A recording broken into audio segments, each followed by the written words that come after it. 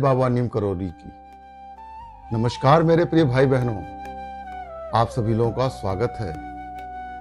मैं घनश्याम पांडे, आप देख रहे हैं मेरा YouTube चैनल BNK वैदिक विजडम स्टोरीज। इस चैनल पर आप सभी लोगों का अभिनंदन है, स्वागत है और नमन है। इस चैनल पर आज हम आपको बाबा की अलौकिक चमत्कारिक कथाओं की यात्रा प्रारंभ करेंगे। बाबा से जब भी किसी की मुलाकात होती थी तो वह मुलाकात नहीं रहती, बल्कि एक बहुत बड़ी मुलाकात हो जाती थी। बाबा अंतर्यामी थे। कोई किसी भी तरह का प्रश्न लेकर, कोई किसी भी तरह का विचार लेकर जब बाबा के पास आता था तो बाबा उसके हर विचारों को, उसके हर प्रश्नों को कि कैसे देना है, क्या देना है, कहां पर देना है, इन सब बातों को बाबा पहले ही जानकारी प्राप्त कर लेते थे और उन्हें जानकारी हो जाती थी और उसी तरह से उन प्रश्नों का समाधान करते थे। बाबा अपनी कृपा बरसाते थे। आइए बाबा के अलौकिक चमत्कार की कथा प्रारंभ करते हैं। इसमें रमेश नामक एक व्यक्ति है जो कि बाबा से मुलाकात करता है, बाबा से उसकी मुलाकात होती है। इस कहानी में रमेश की जुबानी। अगर बाबा का आशीर्वाद आप लोग भी प्राप्त करना चाहते हैं तो इस चैनल को सब्सक्राइब कीजिए, लाइक कीजिए, वीडियो को शेयर कीजिए। आइए हम यात्रा प्रारंभ करते हैं। जय नीम करोली बाबा की।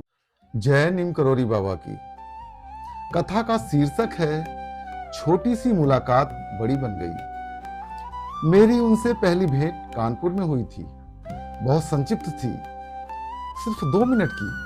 मैंने उन्हें प्रणाम किया, उन्होंने मेरा परिचय लिया और आशीर्वाद देकर चले गए। वे कहाँ गए कोई नहीं जानता था। लगभग 1 वर्ष बाद लखनऊ में फिर दर्शन मिला।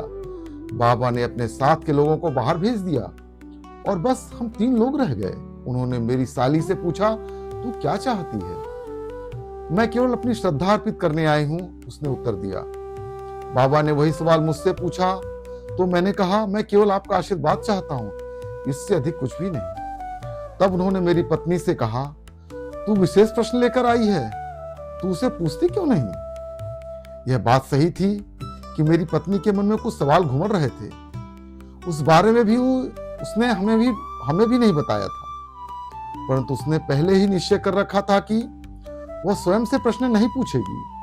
उसकी इच्छा थी कि अंतर्यामी बाबा स्वयं उसके प्रश्नों का उत्तर दें। वह ऐसा एकांत में चाहती थी, इसलिए वह नहीं बोली। बाबा ने उससे कहा, तू मुझसे चाहती है कि तेरे सवालों का उत्तर मैं बिना पूछे ही दे दूं, और यह भी चाहती है कि मैं तुझे एकांत में बताऊं।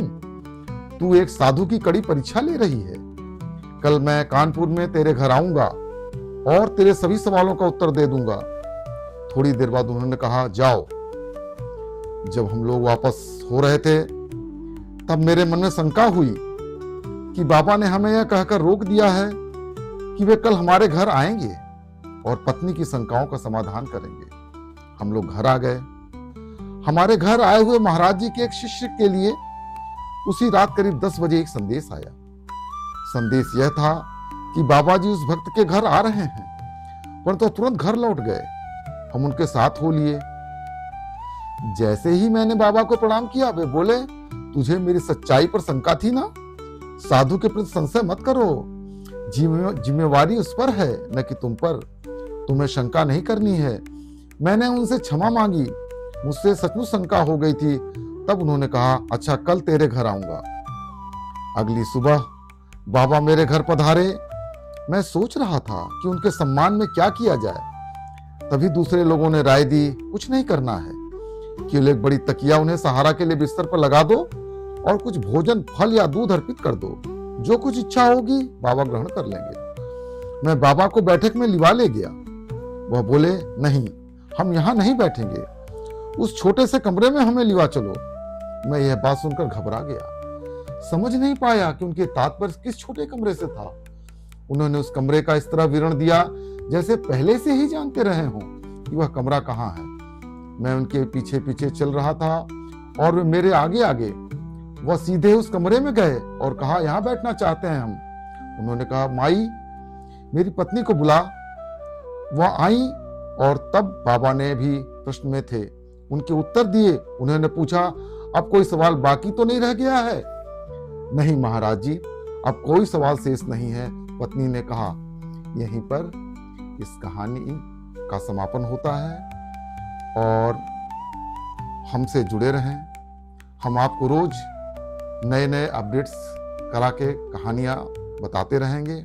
आप कृपया चैनल को सब्सक्राइब, लाइक और वीडियो को शेयर करें। जय नीम करोरी बाबा की।